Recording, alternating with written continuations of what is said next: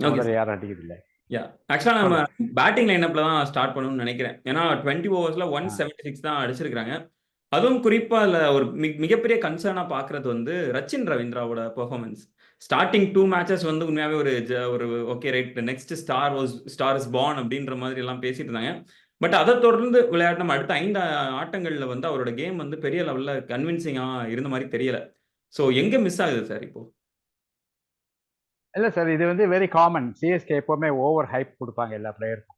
ம். ஒரேடியாக கொஞ்சம் அடித்தால் அது அது வந்து மேனேஜ்மெண்ட் கிடையாது. சிஎஸ்கே ம். Fans okay.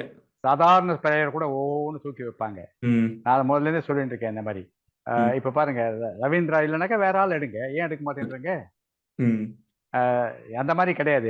இவங்க வந்து ரவீந்திராவை வந்து முதல்லே வந்து பெரிய ம். கேர்ஃபீல்ட் சோபர்ஸ் மாதிரி ஆக்கி விட்டுருவாங்க.